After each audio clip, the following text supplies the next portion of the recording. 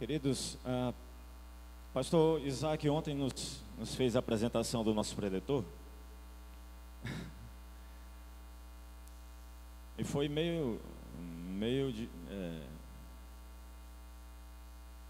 o contrário daquilo que ele mandou para mim como desejo. Eu digo, pastor, me ajude aí com seus credenciais. Então eu vou apresentar ele de novo, tá bom? Tudo que o pastor Isaac falou é a mais pura verdade, né? Mas eu vou deixar vocês com um discípulo do Jesus de Nazaré, chamado Carlinhos Queiroz. Em 2014, Deus me deu a conhecê-lo em sala de aula. E daí então, eu tenho tentado de várias formas estreitar esse laço, né? Meio aos trancos e barrancos, aos contratempos, em meio às chikungunhas, né? Mas graças a Deus, comeu um açaí ontem lá em casa.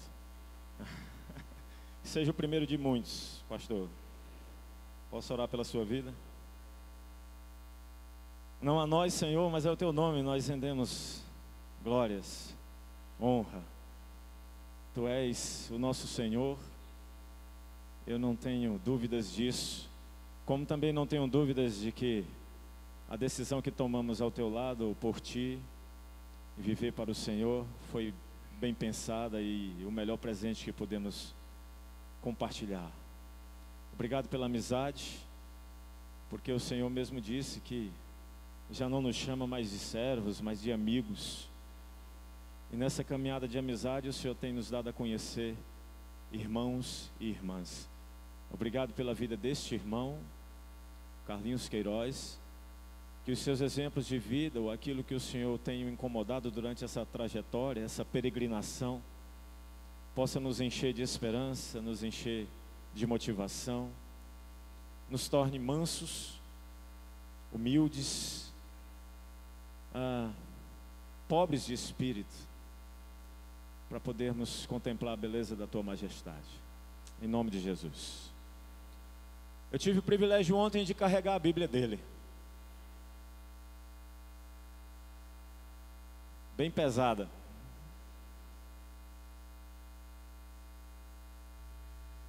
Tem que ser proporcional ao tamanho de quem a carrega, né? Então, levar uma Bíblia mais pesada do que essa vai dar problema de coluna. Então, é melhor levar uma Bíbliazinha pequena. Muito bom estarmos juntos outra vez. Minha oração, minha intercessão é que Deus abençoe muito o seu coração. Que Deus abençoe os seus relacionamentos, abençoe a sua família. E muito gostoso ter participado desse momento de mesa. E eu estava gostando tanto da mesa que eu queria que nós continuássemos assim no imaginário, achando que nós estamos num papo de mesa. Faz de conta que eu não estou no púlpito, faz de conta que você está do outro lado, eu estou do lado de cá, e nós estamos numa conversa de mesa. Falo isso porque o Jesus Cristo de Nazaré tinha um fascínio pela mesa. Jesus gostava muito de mesa. Você pode olhar que muitos dos encontros encantadores de Jesus eram no entorno de uma mesa. E o meu desejo é que a nossa conversa de mesa aqui hoje abençoe a mesa da sua casa. Que a mesa da sua casa seja uma mesa onde as pessoas sentam para conversar, para falar de amor, para falar de bondade. Por favor, não senta na mesa. Você prepara aquele prato gostoso, legal, com o maior carinho. Aí a gente senta na mesa para degustar o sabor da comida. Aí você sabe quanto foi a conta da luz? Acabou a comida, né? Aí chega o seu filho, senta na mesa, aquele menino adolescente querendo degustar aquele açaí que você está colocando na mesa. Aí você diz, como é que foi a prova de matemática, né?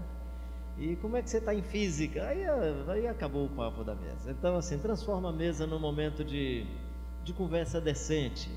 Eu recomendo aos casais, por favor, nessa hora da mesa, não briga. Aproveita a mesa para reconciliação. Aproveita a mesa para falar da bondade de Deus, não é? Faça com que a ocasião da mesa não deixe você dormindo de costas um para o outro, né? Ia dizer de outro jeito, mas vou dizer de costas um para o outro, né? Mas assim, Então, eu queria continuar com vocês o papo de mesa, uma conversa de mesa. Jesus sentava à mesa e conversava com seus discípulos, né? Sabendo Jesus que era hora de partir desse mundo para o Pai, tendo amado os seus, os amou até o fim. E levantando-se da mesa, cingiu-se com uma toalha, pegou uma bacia, pôs água na bacia e foi lavar os pés dos seus discípulos. Eu acho que nesse momento que o texto diz Jesus foi lavar os pés dos discípulos, não está falando de higiene, do chulé dos pés. Eu acho que o texto está falando de terapia da alma. Esse momento em que Jesus aproveita para, num processo de toque, né, afetivo, de toque carinhoso nos pés dos discípulos, ele está tratando muito mais da alma deles do que de qualquer outra coisa. Eu espero que hoje pela manhã a gente consiga fazer esse tratamento de alma enquanto estamos à mesa. Tratamento do coração, tratamento das nossas emoções. Então fique muito à vontade. Se o seu coração está visitado por amargura, por enquanto deixa essa amargura aí até Deus tirar essa amargura de você. Se o seu coração está visitado de amor, nesse primeiro momento não pensa assim, vou mudar, vou fazer isso. Não faça nada agora não. Vamos conversar primeiro. Vamos bater um papo de mesa, sem julgamento, sem avaliação, sem juízo sobre você. Eu não estou me colocando aqui achando que tem gente ruim do lado de lá, que tem gente boa. Temos um agrupamento de pessoas, homens e mulheres, que sem dúvida, disso eu não tenho dúvida, homens e mulheres que estão aqui porque querem um pouco mais de Deus. Homens e mulheres que estão aqui porque querem amar mais a vida. Homens e mulheres que estão aqui nesse lugar porque desejam melhorar em alguma área da existência. Homens e mulheres que vêm para esse lugar porque gostam de relacionamento. E como esse é um momento de ajuntamento e de relacionamento, você vem porque quer relacionar-se com as pessoas. Homens e mulheres que vêm porque a esposa vem e ele nem gostaria de vir, mas vem porque por causa dela eu vou. Talvez nem gosta, quem sabe tem gente aqui que nem gosta de vir para a igreja, nem gosta desse tipo de ajuntamento, mas porque ama a esposa, diz eu vou, e aí vem. Quem sabe tem adolescentes aqui que nem gostariam de ter vindo, gostaria de dormir uma soneca até 11 horas, 10 horas da manhã, mas veio por causa do pai. Meu pai vai, minha mãe vai, eu vou para estar junto com eles. Então você que veio, e veio por causa de alguém, sabe por que é isso? É porque tem dentro de você ainda um substrato da graça de Deus. Ainda tem dentro de você um substrato da misericórdia e da bondade de Deus. Então, como você ainda tem pedaços de Deus dentro de você, você se torna solidário, você se torna bondoso, você se torna mais atencioso, mais atenciosa, e é isso que o Evangelho faz com a gente. Quem estava ontem à noite sabe que eu estava falando numa peça literária que está no livro de Mateus, no capítulo 5, 6 e 7. Eu toquei rapidamente na primeira parte da peça, que foi até o versículo 5. Eu vou só dizer algumas coisas mais sobre esse texto, né? Vendo Jesus as multidões, subiu ao monte, e como se assentasse, aproximaram-se os seus discípulos, e ele passou a ensiná-los, dizendo: Bem-aventurados os pobres de espírito, porque deles é o reino dos céus. Bem-aventurados que choram, porque serão consolados. Bem-aventurados os mansos, porque eles herdarão a terra. Bem-aventurados que têm fome e sede de justiça, porque serão fartos. Bem-aventurados misericordiosos, porque alcançarão misericórdia. Bem-aventurados limpos de coração, porque verão a Deus. Bem-aventurados pacificadores, as pacificadoras, porque serão chamadas filhos e filhas de Deus. Bem-aventurados perseguidos por causa da justiça. Olha que coisa linda. Bem-aventurados perseguidos por causa da justiça, porque delas é o reino dos céus. Bem-aventurado quando por minha causa, mentindo, vos injuriarem e disserem todo mal contra vós. Regozijai-vos e alegrai-vos, porque é grande o vosso galardão nos céus, porque assim também perseguiram os profetas que viveram antes de vós. Então as virtudes diz respeito a esse estado de alma, a essa condição interior. O que é o pobre de espírito? É o homem e a mulher que no estado de alma resolveu confiar exclusivamente em Deus. O pobre de espírito, como dissemos ontem, é o homem e a mulher que não confia na conta bancária, não confia na influência social, não confia no poder político, não confia na sua espiritualidade, não confia na sua santidade. É o homem e a mulher que está tão vazio de tudo que aprendeu a confiar somente em Deus. É o homem e a mulher que descobriu que toda resposta para a vida e que toda resposta da vida está em Deus. É o homem e a mulher que descobriu que todo o amor que está em seu coração é por causa de Deus. Toda misericórdia que visita a sua alma é porque vem da fonte eterna, vem descendo lá do alto do Pai das luzes, em quem não há sombra nem variação alguma. Todo amor, toda paz, toda sensibilidade por justiça, se é que é justiça e está dentro de nós, vem de Deus. Até a nossa fé é dom de Deus, não é minha nem sua, porque pela graça sois salvos por meio da fé. Isto não vem de vós, é dom de Deus. Então até a fé que você possui para poder confiar em Deus é um dom de Deus, é um dom de Deus. Então, se você tem algumas coisas dessas belas da vida, você as tem por causa de Deus, por causa da sua bondade e da sua misericórdia. Felizes, felizes os que choram, felizes os mansos, felizes os que têm fome e sede de justiça. Felizes, felizes as pessoas misericordiosas. Felizes os homens, as mulheres que têm um coração limpo, que têm um coração puro. Felizes, felizes os homens e as mulheres que não gostam de guerra. Felizes os homens e as mulheres que não gostam de violência. Felizes os homens e as mulheres que não gostam de perceber a morte. Felizes os homens e as mulheres que são a favor da vida contra toda forma de morte. Felizes os homens e as mulheres que não se sentem bem quando um adolescente é assassinado. Felizes os homens e as mulheres que não se sentem bem, por mais que o indivíduo esteja envolvido com violência, quando alguém tira a vida, porque nós não somos a favor da morte. Quem tem a visitação de Deus não gosta de que a morte se concretize, prefere a vida, prefere a vida. Eu estou num contexto de muita violência, nós estamos num país muito corrupto, nós estamos num país muito injusto, nós estamos num país marcado pela violência. Não sou nem exemplo para estar em Teresina falando sobre violência, porque a minha cidade, Fortaleza, é a que contém o maior índice de violência do país. Fortaleza é a cidade no país que mais mata adolescentes de 12, jovens de 12 a 25 anos de idade, mata por causa da violência. É em Fortaleza que estão se instalando as 4 facções mais fortes desse país, mais poderosas desse país. Então eu estou na cidade que tem violência. Eu estou na cidade, possivelmente aqui também nesse aspecto, que o trânsito é muito violento. Eu estou na cidade que quando tem um clássico do futebol, a polícia tem que se mobilizar quase toda para evitar que haja briga nas praças, dentro do estádio, porque nós estamos numa época em que o indivíduo vai para assistir uma partida de futebol e vai com o risco de sofrer qualquer forma de violência. Nós estamos numa cultura de violência, violência no humor, violência nas linguagens, violência no trânsito, violência nos esportes. Aí você vem para a igreja imaginando que a igreja não é um lugar de violência. Aí quando você chega, o pessoal está cantando: peguei meus inimigos e os atravessei, linguagem de violência. Aí você chega na igreja, o pessoal está cantando: posso pisar na tropa e saltar a muralha. Música legal para a gente cantar nos presídios, que os caras estão lá doidos para pisar na tropa e saltar a muralha, né?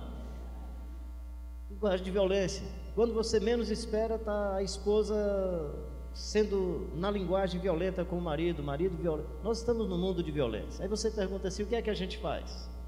Meu convite para você hoje de manhã é que você seja um fermento do Evangelho e um fermento do amor de Deus, para a gente banir com toda essa forma de violência. Amar a Deus sobre todas as coisas, amar a Deus sobre todas as coisas, se permitir invadido pelo amor de Deus. Nós precisamos de uma nova linguagem. Tem um grupo de garotos lá em Fortaleza, que um amigo meu, Paulinho, começou com esse grupo em 2006, 47 garotos, e nós não sabíamos, quando nós fizemos a primeira reunião, inexperiente tanto eu quanto ele, nós convidamos meninos de gangues diferentes, tanto que a primeira reunião eles chegaram armados, 2 deles vinham com 38 no bolso, cheio de bala, não podiam olhar para a cara um do outro. Eu lembro de um garoto que usou uma linguagem muito violenta comigo, porque eu tentei me aproximar dele, conversar. Ele tinha 13 anos, eu dou o tiro na cara de qualquer um, é só vir conversar besteira comigo, né? E não deu um mês, esse garoto chega para mim e diz: pastor Carlinhos, eu queria que o senhor me entendesse. Eu não lembro de ter levado chute na barriga da minha mãe, mas minha mãe me conta que eu comecei a levar chute do meu pai quando eu ainda estava na barriga da minha mãe. Minha mãe me conta que eu levava chute assim, ainda não sabia nem andar, eu levava chute, batia no meu pai, batia na minha cabeça. Aí ele diz: aí eu me lembro de tais cenas. Aí ele começa a contar as cenas. e vai falando. Aí ele disse: eu estou contando tudo isso para o senhor, não é para contar do meu passado não, é dizer para o senhor que é muito legal quando o senhor ora para a gente, ora pela gente. Mas o que é legal, eu nem sei como é as frases que o senhor diz não. O que eu acho legal é que o senhor bota a mão na minha cabeça e quando termina o senhor me dá um abraço. Esse menino que passou a vida levando chute, chibatada, de tudo que era jeito, nunca tinha levado um abraço, nunca tinha recebido o aconchego de uma mão sobre a cabeça, nunca tinha recebido um ato afetivo, de afeto. O que eu estou querendo dizer para você é o seguinte: a minha manhã hoje aqui com você, se eu puder fazer isso, eu queria que você saísse hoje daqui respirando e transpirando amor. O meu sonho, o meu desejo é que você chegue na sala da sua casa e quando você chegar, sua esposa e seus filhos digam assim: chegou uma cachoeira de amor. O meu sonho é para você que é vovó, cansada da vida, você que é vovô, visitado por muita atrocidade, por muita indiferença na história, fisicamente abatido e abatida, emocionalmente, mas sem aguentar controlar suas emoções. O meu desejo é que você chegue em casa, seus netinhos e netinhas, mesmo que seus ouvidos não estejam escutando mais tão bem, mesmo que seus olhos não estejam enxergando mais de maneira bacana, que todos eles e todas elas digam: chegou a figura do amor entre nós. Minha mãe tem 97 anos, lúcida, bacana demais. Um dia desse eu cheguei de viagem, terminei de pregar numa igreja em Fortaleza, aí fui abraçá-la, ela estava no culto, aí fui dar um abraço. Ei menino, ei menino, quando você viajar me fala onde é que você está. Terça-feira eu estava numa reunião de oração, aí fui pedir a Deus para abençoar você lá em Belo Horizonte. Quando terminou a oração, os meninos disseram: mãe, ele não está em Belo Horizonte não, está em Recife, a senhora orou errado. Me avisa para onde você viajou, que é para eu saber onde é que você está, para eu não ficar orando errado. Aí me deu uma xingada. Vai tomar um café, depois que deu a xingada, né? Vai tomar um café amanhã lá em casa. Aí fui tomar um café com a minha mãe. E eu cheguei, eu percebi que não tinha só café e tapioca, tinha mais do que café e tapioca. A maneira como as xícaras estavam postas sobre a mesa, a maneira como ela arrumou as tapiocas, com uns detalhes para um lado e para o outro, dava vontade de você nem mexer. Eu disse: mãe, eu vou primeiro fotografar, depois a gente come. Não, vamos comer logo, né? Na verdade, eu percebi que ela não queria me dar café, ela queria resgatar a relação materno-filial. Quem sabe na sua cabeça, com 90 e tantos anos, diante do meninozinho dela, ela queria relembrar da fralda, ela queria lembrar do afeto. Ou seja, toalha, bacia e água nas mãos de Jesus deixa de ser toalha, bacia e água. Bacia, toalha e água nas mãos de Jesus passa a ser um processo de comunicação, de afeto, de carinho, de amor, de bondade. Um copo com água deixa de ser um copo com água, passa a ser afeto. Uma toalha, um lençol deixa de ser lençol. Ou seja, como transformar os objetos que estão no seu entorno como demonstração de amor, de afeto, de carinho, de respeito e de apreciação pelas pessoas. Eu e você somos imagem e semelhança de Deus. Não esqueça isso, meu querido e minha querida. Deus, quando lhe criou, Ele não fez você parecido com o capeta. Deus, quando lhe criou, não fez você parecido com o diabo. Deus, quando lhe criou, não fez para que você fosse uma pessoa perversa e má. Deus, quando lhe criou, fez para que você fosse uma pessoa feita à sua imagem e semelhança. Então, se no seu imaginário Deus é um ser cheio de amor, se no seu imaginário Deus é um ser cheio de santidade, se na sua percepção sobre Deus, Deus é um Deus cheio de justiça, se na sua percepção de Deus, Deus é um ser que ama todas as pessoas, se na sua percepção de Deus, Deus é aquele ser que acolhe o religioso e o não religioso, se na sua percepção sobre Deus, você percebe um Deus que tem um coração visitado de graça, visitado de misericórdia, e você é imagem e semelhança de Deus, é assim que você deveria ser. Mas o que é que aconteceu com a gente? Nós fomos maculados pelo pecado, nós fomos maculados pela maldade, e nos ambientes onde nós vivemos, nós fomos culturalmente ensinados a roubar, nós fomos culturalmente ensinados ao suborno, nós fomos culturalmente ensinados a dizer o seguinte: homem que é homem não chora. Aí fica os machos tudo chorando escondido, porque homem também chora. Mas a gente escutou na música da minha geração que homem que é homem não chora. Aí fica tudo que é homem chorando de forma todo encabulado. Homem que é homem não leva desaforo para casa. E daqui a pouco você se torna um ser truculento e nem percebe. Você se torna um ser perverso e nem se dá conta disso. Você se torna uma pessoa má e nem nota, porque a cultura lhe empurrou para isso. Nós estamos num país, por exemplo, se você olhar o Brasil, eu me impressiono com o Brasil. Nós somos o maior país católico do mundo. Nós somos o segundo maior país protestante do mundo. O maior país protestante do mundo, Estados Unidos, depois o Brasil é o maior país segundo maior país protestante do mundo. Ou seja, juntando catolicismo e protestantismo, e se a gente chama isso de cristianismo, nós somos o maior país cristão do mundo. Mas somos ao mesmo tempo um dos países mais injustos do mundo. E somos ao mesmo tempo um dos países mais corruptos do mundo. E somos ao mesmo tempo um dos países mais violentos do mundo. Que cristandade é essa que não mudou a gente? Que cristandade é essa que não mudou a cultura, do jeito de ser das famílias, do jeito de ser das pessoas? Quero propor para você hoje pela manhã isso que está escrito ali em cima: amor mais igual à nossa missão. Amor, vamos dizer juntos? Amor mais relacionamento igual à nossa missão. Igual à nossa missão. Então, o primeiro enfoque hoje pela manhã é isso que deixa eu só fazer uma síntese dessas frases que eu disse, né? Somos imagem e semelhança de Deus. Fomos maculados pelo pecado. Mas quando Jesus Cristo de Nazaré veio, ele veio para dizer: é possível ser um ser humano, plenamente humano.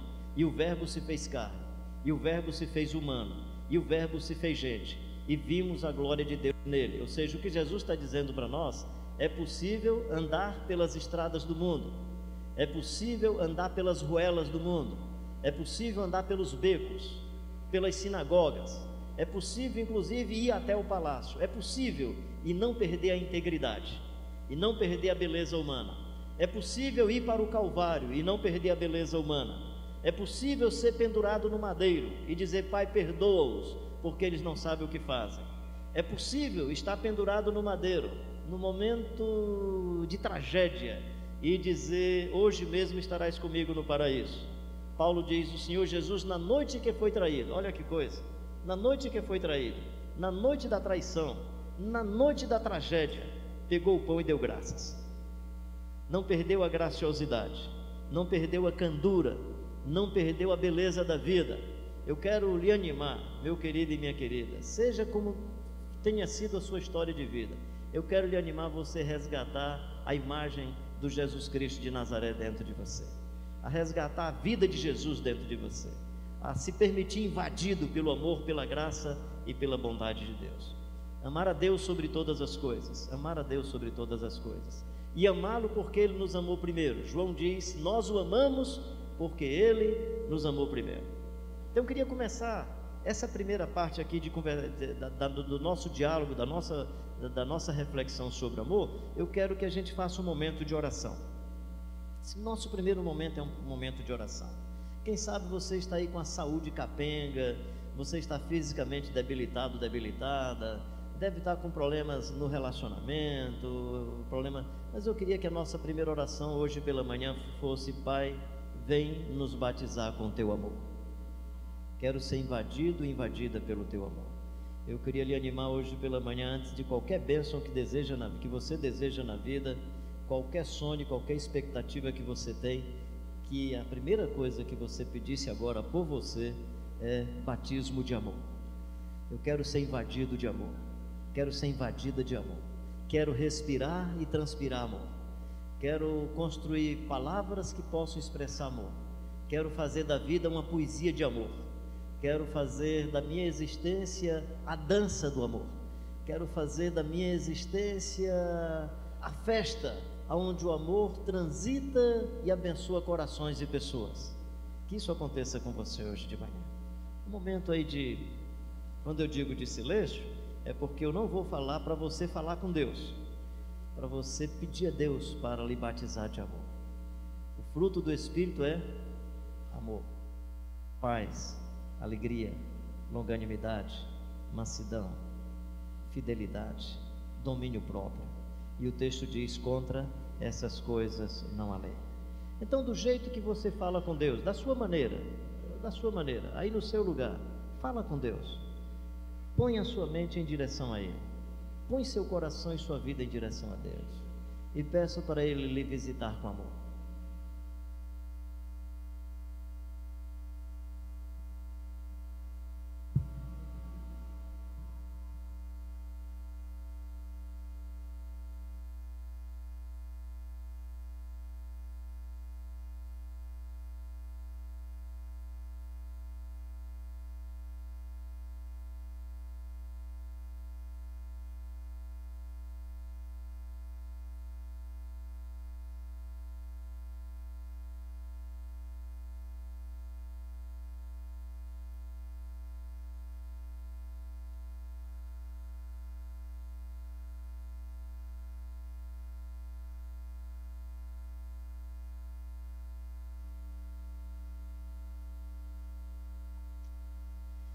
Senhor, venha encher-nos com Teu amor, Pai. Batiza-nos com Teu amor.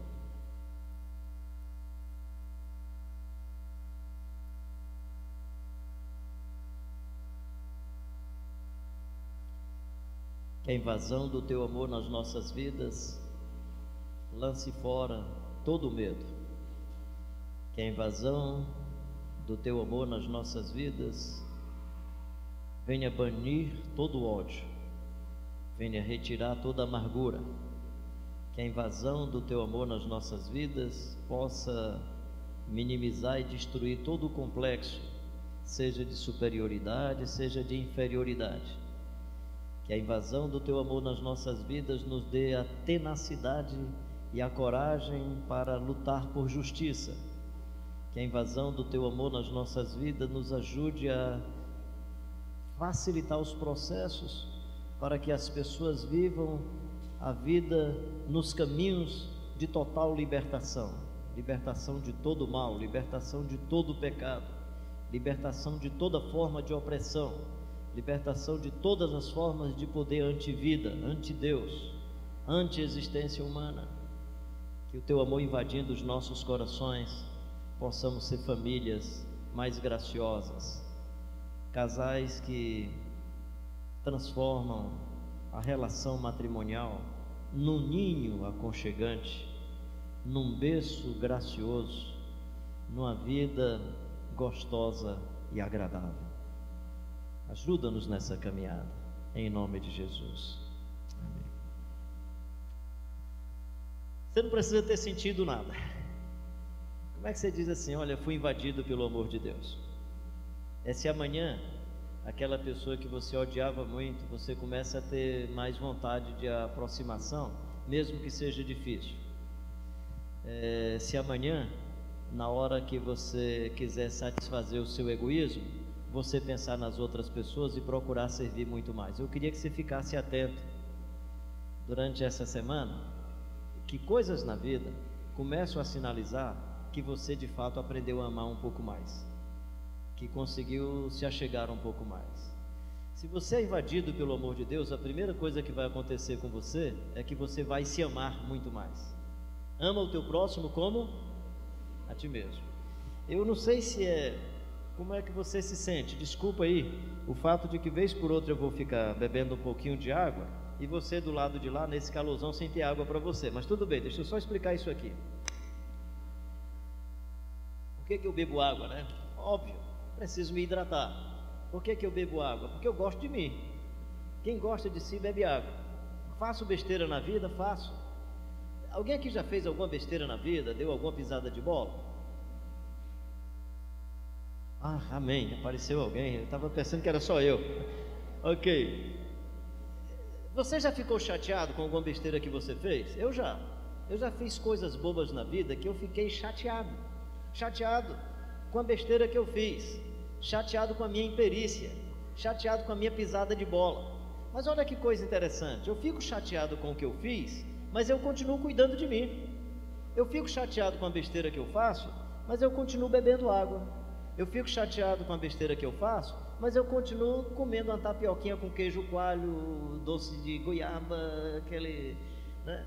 Eu fico chateado comigo, mas como bom cearense, eu armo uma redinha perto de uma parede para ficar empurrando o pé, sentindo aquele vento para lá e para cá, e o refrigério do clima para poder dar uma cochilada. Eu fico chateado comigo, mas eu continuo cuidando de mim. Ama o teu próximo como a ti mesmo. Ou seja, quando o outro fizer uma coisa com você, fica chateado com o que ele fez. Não tem problema você ficar chateado com o que ele fez. Mas do jeito que você, quando faz uma imperícia, continua cuidando de você, quando a Bíblia diz, ama o teu próximo como a ti mesmo, é quando o outro fizer com você alguma coisa que você não gostou, do jeito que você ficou chateado com o que aconteceu, fique chateado com o que aconteceu, mas cuida da pessoa. Ama o próximo como a ti mesmo, é cuida do outro, como você cuida de você, a despeito do que aconteceu. Essa é a ideia do amor. O amor é, eu me chateio com a imperícia, mas eu amo a vida. Eu me chateio com o acontecimento. Nós nos irritamos com a circunstância, mas nós não abandonamos as pessoas, nós continuamos cuidando das pessoas. Você está irritado, indignado, indignada com o seu filho que está dando muito trabalho? Uma coisa é se indignar com a situação, a outra coisa é cuidar do menino. Uma coisa é perceber a complexidade da dependência química do garoto, e a outra coisa é você dizer, esse menino é gente, precisa cuidar, ser cuidado ainda. Então uma coisa é a gente ficar indignado com a situação, e a outra coisa é abandonar as pessoas. Não abandone as pessoas. Deus não me abandonou, Deus não abandonou você. Então ama o teu próximo como a ti mesmo. Você que foi visitado pelo amor de Deus, vai entender por que é que Deus ama. Porque Deus não ama pelo que eu faço, Deus ama por causa do amor que está dentro de si. Se você tem dificuldade de amar, o amor não depende do outro, o amor depende de você.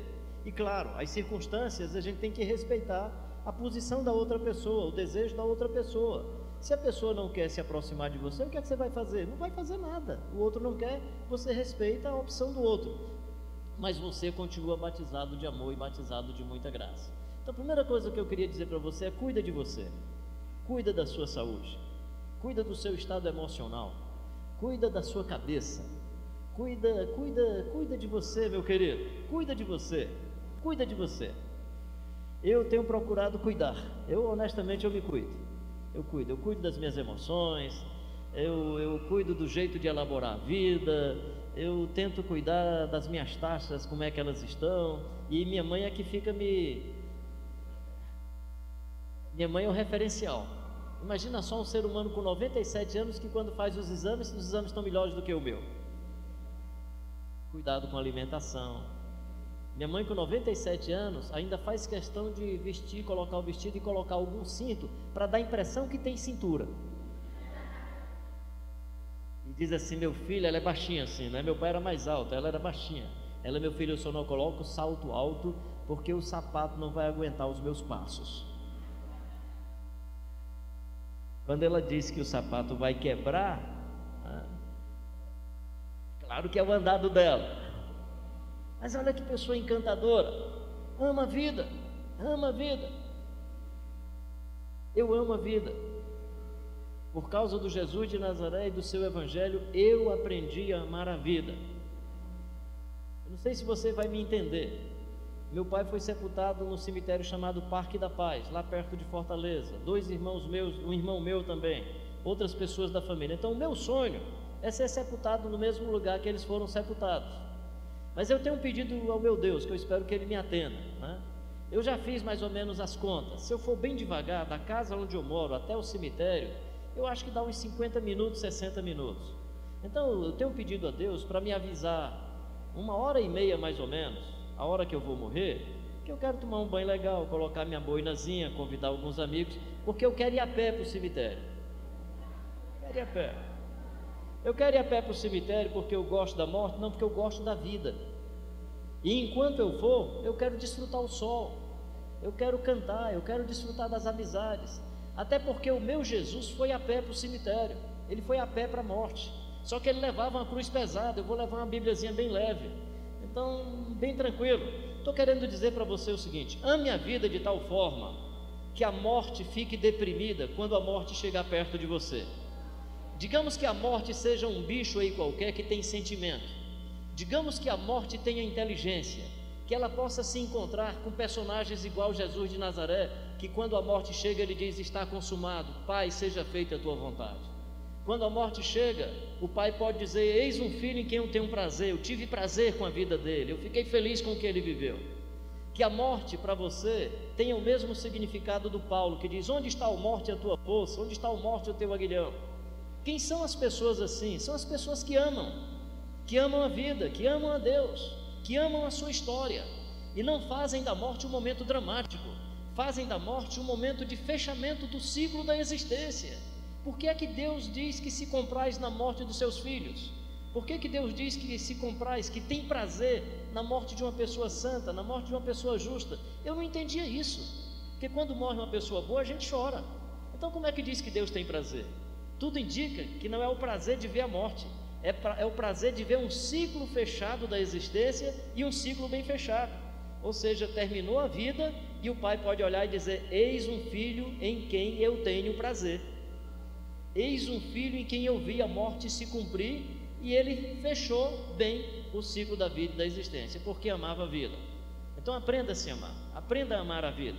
Eu presumo que se a gente aprende a amar a Deus, a amar a vida e desfrutar do amor de Deus, aí sim, nós aprendemos a amar as pessoas. Então deixa eu entrar na outra área, que é a nossa área relacional.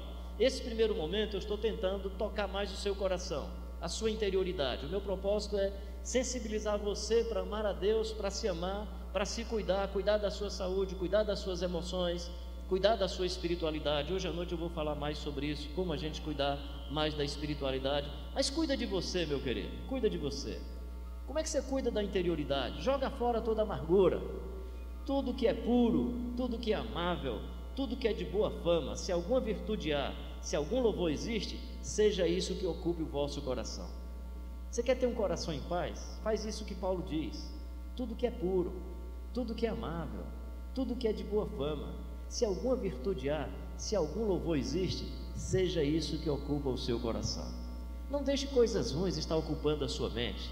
Não fique maquinando o mal, não fique julgando as pessoas perversamente. Acaba com isso, porque quando você julga perversamente, além de você julgar de maneira equivocada, às vezes você está falando sobre você e não sabe, está falando das suas maldades e não sabe. Eu fui pastor numa igreja em Fortaleza, eu espero que essa ilustração ajude a gente a trabalhar essa coisa da interioridade. E aí um senhor, uma segunda-feira, me ligou e disse: pastor Carlinhos, eu queria conversar com você. Eu disse: bora bater um papo. Aí ele foi, ele puxou uns 3 assuntos, e ele puxou o assunto que eu acho que era o assunto que ele interessava conversar. Aí ele disse: você viu a irmã fulana de tal ontem no culto? Eu disse: vi. Ele disse: você viu a roupa que ela estava? Aí eu disse: não, vi não.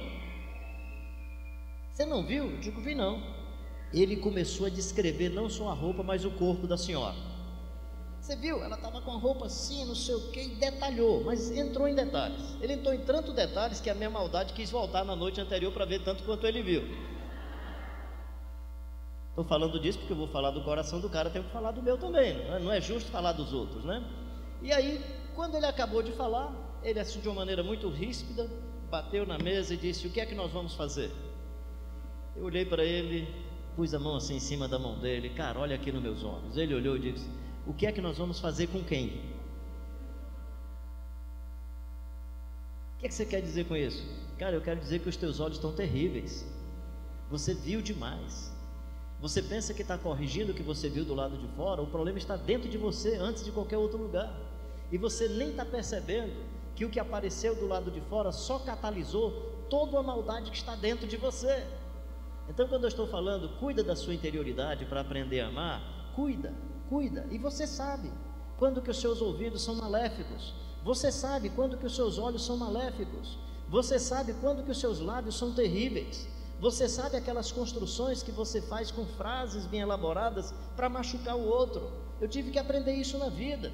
Eu sou bom de conversa, Eu sou bom de fala, desde adolescente que eu tenho acesso à sala de aula, então eu aprendi a elaborar racionalmente as coisas. Daqui a pouco eu percebi que nos meus diálogos com a minha esposa, só ela sofria, porque eu conseguia todas as vezes, na elaboração bem feita, fazer com que ela se sentisse culpada, e não percebia que a minha elaboração era uma arma poderosa para destruir, não para construir, poderosa para fazer o outro se sentir mal, para o outro se sentir culpado, para o outro dizer: eu fui culpado, me desculpa. Depois eu descobri que safado era eu, que perverso era eu, que fazia as minhas besteiras, ainda deixava o outro como culpado, e ainda com a grandeza de pedir desculpa, e achando às vezes que tinha solucionado o problema. Eu tinha agravado o problema de ser perverso, de ser mau, de ser malicioso, de ser sutil, de tratar as coisas com uma perícia desgraçada.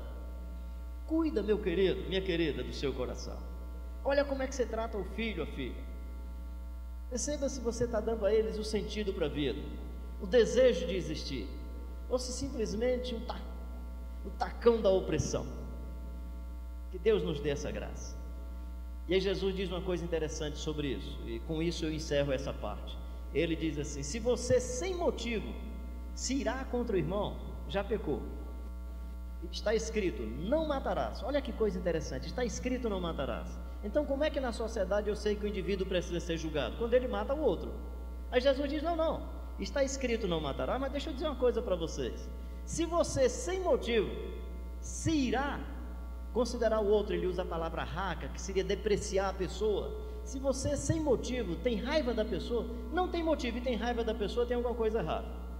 Eu conheci uma senhora que ela tinha raiva de um cidadão, eu não sabia por quê, porque era um homem assim de vida muito bonita. Aí um dia eu fui conversar com a senhora: por que você não gosta dele? Você já viu?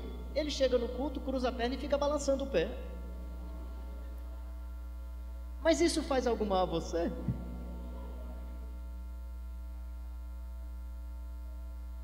Se você sem motivo tem raiva de alguém, Jesus disse que você é digno de julgamento. Sabe por quê? Porque está escrito: não matarás. Aí você pergunta: pastor Carlinhos, quem é que eu estou matando? Eu não atirei em ninguém, eu não dei facada em ninguém, eu não disse nada, eu só fiquei com ódio aqui dentro, eu só fiquei com amargura. Sabe o que é que Jesus está dizendo? Você já matou, não o outro, você se matou. O que Jesus está dizendo é que quando você sem motivo se encoleriza contra alguém, você está banalizando a sua existência, você está destruindo o ser humano maravilhoso que é você. Você está destruindo aquela adolescente ingênua, bondosa, cheia de muita graça, que as imperícias da vida, que as perversidades de terceiros, que as maldades de outras pessoas foram acabando com você, e daqui a pouco você não consegue ser mais aquela pessoa cheia de vida, cheia de graça. E aí você não está assassinando o outro, mas está se matando. Não se mate, meu querido, não se autodestrua, não permita que a amargura, que o ódio, que o espírito de vingança visite o seu coração de tal forma que daqui a pouco você não matou o outro, mas já se matou. Não permita que as circunstâncias da vida, exceto doenças graves como depressão ou outras coisas, traga para você a frase: eu quero morrer, eu quero morrer. Lá em casa eram muitas crianças, meu pai casou-se, ficou viúvo, 7 filhos, casou-se segunda vez, mais 7 filhos. Então tu imagina uma mãe que fica em casa cuidando de 14.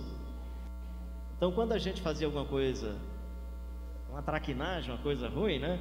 Aí ela chegava para a gente, uma maneira de mexer com a emoção da gente: vou morrer. Aí a gente ficava preocupado, se aquietava todo mundo, né?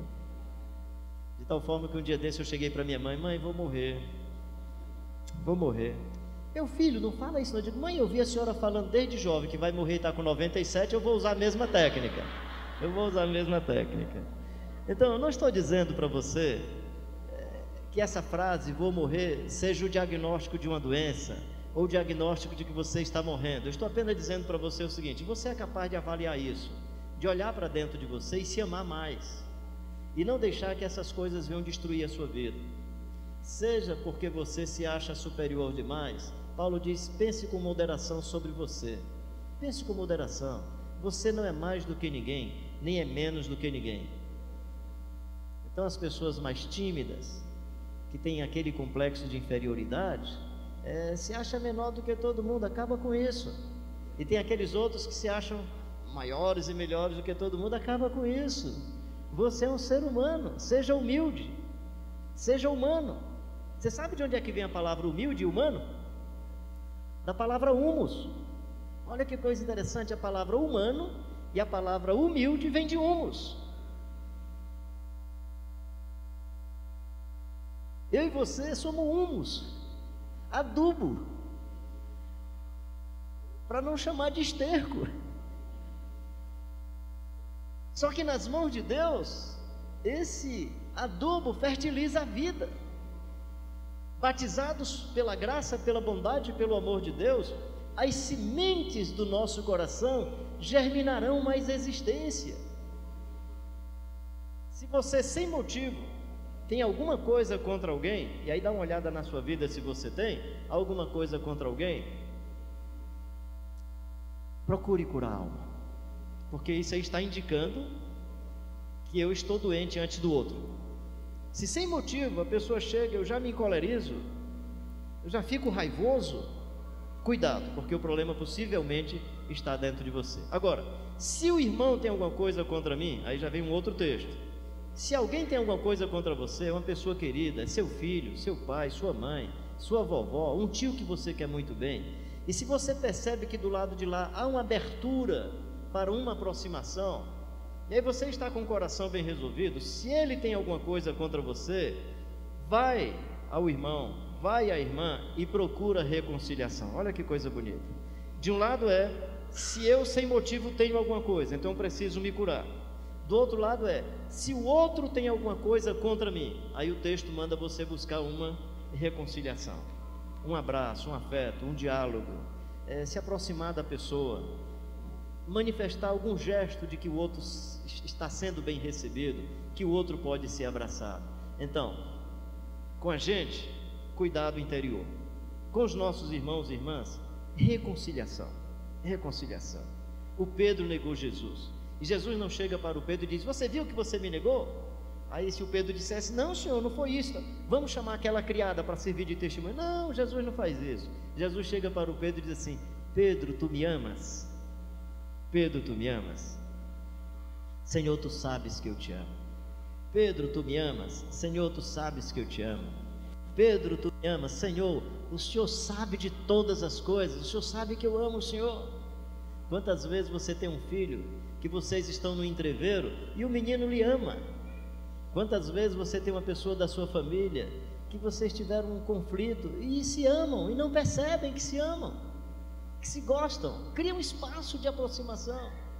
Tem uma cena na Bíblia que me encanta, dificilmente eu prego para não falar dessa cena. Para mim, uma das cenas na Bíblia que mais me encanta é quando Jesus diz que o Judas pode molhar o pão no seu vinho. Não sei se você gosta de pegar o pão. Hoje eu estava ali, ainda molhei um pouquinho meu pão, fiquei sem jeito de continuar molhando e tal. Eu não estou dizendo que botaram pouco café para mim não, mas é que se eu molhasse o pão, o café ia embora, eu ia ficar sem café. Mas assim, só para dizer para você, eu gosto de dar uma mergulhada no pão, assim. Agora, eu mergulho no meu café, mas eu mergulho o meu pão, se eu estiver do lado do Erivan, hoje eu já mergulho o meu pão no café do Erivan, sem dúvida. Se ele estiver do meu lado, ele está perdido. Meu café acabar, o meu pão vai para o café do Erivan, porque eu já tenho amizade com ele. Você só mergulha o pão no café de quem você é amigo. Isso na cultura judaica é muito forte. Se você ler o livro de Ruth, o capítulo 2, a Ruth era uma estrangeira que estava colhendo espigas com as mulheres judias, estava sendo discriminada pelas mulheres judias. Aí o Boaz, o príncipe, manda um recado para Ruth: digam a Ruth, para amanhã ela vir à nossa mesa, uma espécie de café da manhã, uma espécie de primeira mesa. Digam a Ruth para ela vir amanhã e digam a Ruth que ela pode molhar o seu pão no meu vinho. O que é que o Boaz está dizendo? Diga a Ruth para ela não se sentir estrangeira, ela é de casa. Então, na cultura judaica, molhar o pão no café do outro, molhar o pão no vinho do outro, era uma demonstração de amizade. Jesus estava reunido com seus discípulos. Depois você olha o capítulo 13 de João, do Evangelho de João. Jesus reunido com seus discípulos. O Judas chega. E os narradores colocam essa cena como denúncia. Eu penso que Jesus não está denunciando o Judas, não. Eu penso que Jesus está se anunciando. Aí Jesus diz que o traidor pode molhar o pão no seu vinho. O que Jesus está dizendo quando Judas chega? Eu presumo que tem uma comunicação para Judas. Cara, você me vendeu, camarada. Jesus devia estar muito chateado, não por ter sido vendido, mas por ter sido vendido só por 30. Você me vendeu só por 30. Ou você é ruim de negócio, ou o jeito que você me olha é muito ruim. A despeito de você ter me vendido, Judas, eu vou continuar sendo Jesus de Nazaré. Eu vou continuar sendo bondoso e misericordioso, de tal forma, Judas, que você ainda pode molhar o seu pão no meu vinho. Na verdade, o que Jesus está dizendo é: eu não vou mudar o meu jeito de ser. Judas, a despeito do que você fez, nós podemos comer uma tapioquinha com café na mesa da nossa cozinha. A despeito do que você fez, nós podemos comer açaí com leite condensado, uma granolinha e uns pedacinhos de banana ou maçã, e lá na mesa lá de casa. A despeito do que você fez, nós podemos beber chimarrão na mesma cuia.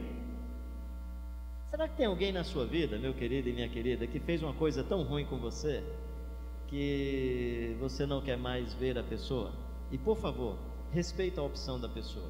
E nem estou dizendo que você vai ter que ver a pessoa todo dia. Eu só estou dizendo para você: cura o seu coração dessa amargura. Nesse livro, As Faces de um Mito, eu conto a história que aconteceu na década de 60, entre meu pai e um pastor. Eles dois eram muito amigos, e por causa da política religiosa, eles romperam a amizade, mas romperam de maneira muito feia. Estou falando isso publicamente, mesmo meu pai já estando morto, porque meu pai sabe disso, qual era a minha posição sobre isso quando eu ainda era vivo. Então não estou fazendo nada. E aí eu ficava muito chateado, porque eles se diziam seguidores de Jesus e não conseguiam mais se abraçar. E eu sempre falava com meu pai: pai, o senhor precisa se aproximar. Vou citar o nome porque isso é uma história que está escrita, todo mundo sabe. O senhor precisa se aproximar do pastor Manuel Marcelino. Acaba dessa conversa, menino. E ficava muito chateado comigo. Um dia eu preguei sobre unidade da igreja. Eu estava pregando, ele estava no púlpito aqui atrás, e eu falei sobre unidade, estava falando sobre amor. Nem toquei nesse assunto. Meu pai era aquele pastor bem tradicional, assim, bem conservador, que ia para a porta para cumprimentar todos os irmãos. Aí ele foi para a porta, eu fui o primeiro a cumprimentá-lo. Quando eu cumprimentei, ele disse: antes dos irmãos falarem comigo, eu quero falar com você. Que é, pai? Nunca mais toque nesse assunto. Que assunto? De eu ir conversar com o Manuel Marcelino. Eu disse: pai, eu não toquei nesse assunto. Eu estava falando sobre a unidade da igreja, falando sobre amor. Agora, se quando eu falei sobre amor e quando eu falei sobre a unidade da igreja, o que veio na cabeça do senhor foi o Manuel Marcelino, o senhor precisa resolver seu problema com Deus. Reconciliação, com um entreveiro qualquer da vida, negociação. E com os opositores e inimigos, Jesus diz assim: foi dito aos antigos: amarás os seus amigos e odiarás os seus inimigos. Eu, porém, vos digo: amem os seus inimigos, orem por eles.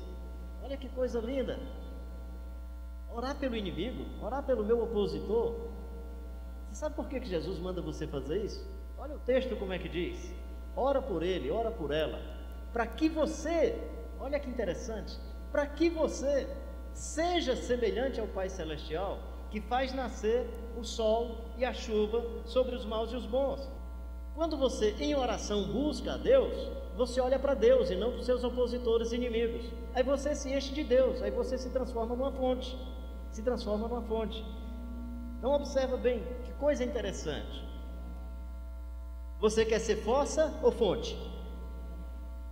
Fossa ou fonte? Fonte. Jesus diz: quem crê em mim, como diz as Escrituras, do seu interior fluirão rios de água viva. Quando você é fonte, você limpa o seu entorno, tudo ao seu redor vai ficar lúcido, transparente, limpo, maravilhoso. Quando você é uma fossa, aí você vai aprender a beber e engolir dejetos. A propriedade da fossa é engolir dejetos. A propriedade da fossa é receber lama. Os filhos e filhas de Deus são fonte que jorram para a vida eterna. Então, com os opositores e inimigos, intercessão, por favor, intercessão.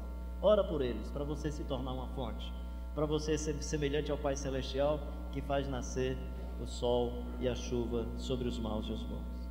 Dizem que a melhor palavra, quando um cara está com o microfone assim, falando demais, dizem que a melhor frase é quando ele diz assim: para terminar. Aí até quem não dava aleluia diz aleluia, graças a Deus. Então, para terminar, Jesus não manda você ser uma pessoa apagada, mas Jesus diz assim: cuidado com o perverso. Se o perverso bate na face, entrega a outra face. Jesus não está dizendo para você ser uma pessoa inerte, morta, que o cara bate de um lado e você bate do outro, você não diz nada. Aliás, se o irmão bater na face, ele não era irmão, ele era um perverso. Ou um irmão que está num estado de loucura e está agredindo porque perdeu a noção da sua racionalidade. Mas o perverso não, o perverso bate, o perverso atira, o perverso tira a sua vida. Aí Jesus diz assim: se o perverso bate na face, entrega a outra, tenha calma. Se o perverso pede a túnica, entrega também a capa. Se o perverso manda você andar 1 milha, vai com ele 2, porque o cara é perverso. Eu já morei em país em guerra. Não foi só 1 ou 2 vezes que eu tive armas assim de 2 canos na minha cabeça, o cara dizendo assim: essa coisa não sabe quem é amigo e nem inimigo, ela tira na cabeça de qualquer um. E daqui a pouco você começar a bater papo, frase vai, frase vem, pegar com 2 dedos assim no cano da arma e dizer: eu posso tirar da minha cabeça? E o cara vai lá, primo, tira, chamar você de primo. Eu digo: consegui, né? Eu já liderei um assalto lá em Fortaleza. Eu vinha com a minha família na rua Rogaciano Leite, estava trazendo o meu filho do hospital, ele tinha passado por uma cirurgia no joelho, ele vinha do meu lado, aí a rua estava meio escura, e eu pensei que um senhor estava embriagado no meio da rua, fui tentar desviar do senhor, ele: para pai, é um asfalto. Aí foi que eu me dei conta que o cara que vinha no centro do asfalto, vinha com arma, não entendo pouco de arma, mas era uma chona lá grandona, 2 caras do lado direito e lado esquerdo, parei o carro, primeira coisa foi esse texto: se ele pedir a túnica, entrega também a capa. Eu disse: cara, é assalto, tranquilo, o que é que você quer? Quer o carro? Tem tudo que tem aqui dentro, leva tudo. Não, só as coisas que vocês têm dentro. Minha filha é mais crente do que eu: em nome de Jesus, para com isso. Não, calma filho, calma. E o cara lá, né? E ela, na sua esperteza, além de crente, esperta, foi pegando a agenda velha, não sei o que, botou na bolsa branca, tá tudo aí. O cara continuou com a arma para cima de mim. Aí eu disse: moço, ninguém vai reagir, nós estamos entregando as coisas aí para você, ninguém vai reagir, dá para você baixar o cano da arma? Aí quando ele baixou o cano da arma, eu disse: comecei a liderar o assalto, né? Se ele já está me obedecendo, baixando o cano da arma, então quando você puder, lidere. Não estou dizendo que todas as vezes você vai conseguir. Puxa a arma para aqui, tira para lá, por favor, não toca nas crianças. Quando der para dialogar, dialogue e lidere. Mas o que Jesus está dizendo é o seguinte: com o perverso, se ele botar a arma na cabeça e disser entrega o carro, você diz inclusive o tablet que está aqui no tabelier do carro, leva também. Entrega a moto, amigo, moto e capacete, leva tudo, porque você, meu querido, é mais importante do que os seus bens. Você é mais importante do que as coisas que você possui. E diante do perverso, e diante do louco, e diante do cara que não tem noção, não tem sensibilidade nem para a sua vida, que banaliza a vida e a existência, o que Jesus diz é: cautela, cautela. Diante do perverso, cautela. Diante dos nossos irmãos e irmãs, busca reconciliação. Diante de um cidadão comum, busca negociação. Diante dos inimigos e opositores, intercessão. E diante do perverso, cautela. Vamos repetir comigo? Com os nossos irmãos e irmãs, reconciliação. Vou repetir. Nossos irmãos e irmãs, com um cidadão comum, negociação. Com os inimigos e opositores, intercessão. E com o perverso, cautela. Cautela. E na comunidade, a festa. Cantar, celebrar, se abraçar, crescer, exortar, edificarmos uns aos outros, compreender um ao outro. Por que é que você vem para a igreja, meu querido? Você vem porque você precisa crescer. Por que é que você vem para a igreja? Você vem porque você precisa me evangelizar. Por que é que eu vou para a igreja? Eu vou para a igreja porque quando eu estou na igreja eu aprendo muito. Com aquelas senhoras idosas que me ensinam sobre a vida, com as crianças. É um garoto que pode vir aqui bem ligeirinho, e aí eu encerro com isso. Qualquer garoto aí, um adolescente, um menino, uma menina, se não vem um rapaz aí qualquer. Só para eu falar uma coisa simples que me aconteceu, que você diz: aprender na igreja, aprendi com um garotinho de 7 anos. Não, vem um cara do meu tamanho aí. Qualquer um. Vem cá, cara, vem cá. Vem não. É ligeirinho, só para fazer aqui um negócio com você.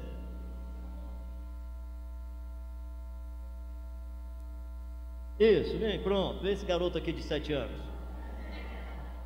Vem cá, é rapidinho. É rapidinho. E aí estou falando isso, se os jovens, se os adolescentes quiserem trazer essa cultura para o seu ambiente, pode trazer. Deu certinho.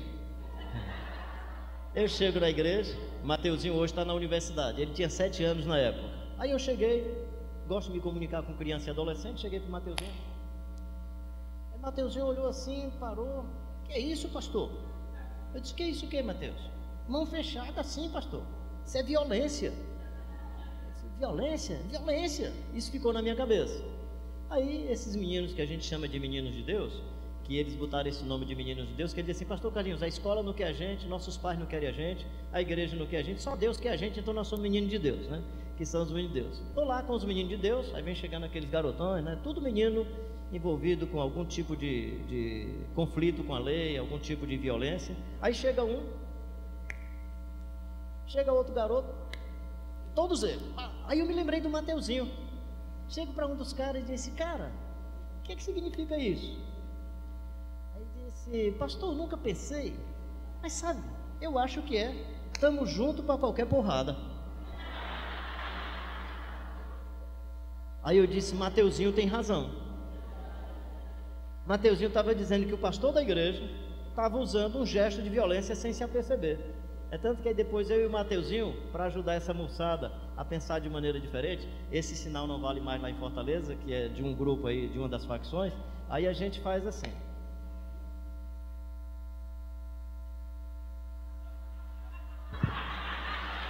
Que é: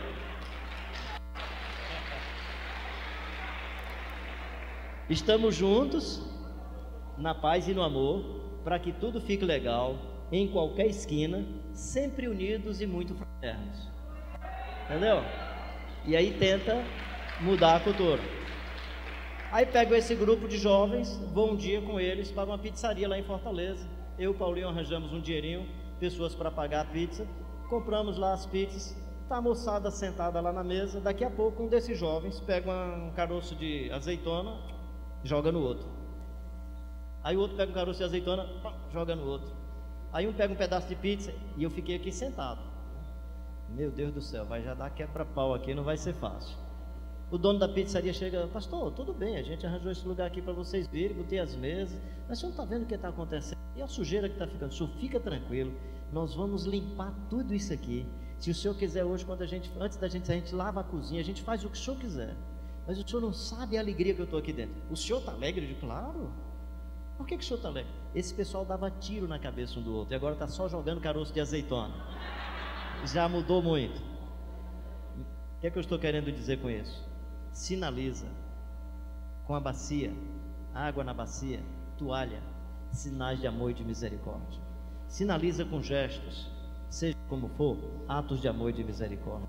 Sinaliza com as palavras, atos de amor e de misericórdia. Sinaliza com o jeito de abrir a porta do seu carro, atos de amor e de misericórdia. Sinaliza com o jeito de levar o seu filho, a sua filhinha para a escola, atos de amor e de misericórdia. Comunica para sua esposa, atos de amor e de misericórdia. Aliás, eu quero recomendar os jovens, os maridos, a darem um susto hoje na esposa. Dá um susto na sua esposa, hoje no final do dia, não adianta agora não. Final do dia, dá um susto na esposa. Quando chegar em casa depois do culto, que tiver aquela pilha de louça, lava a louça.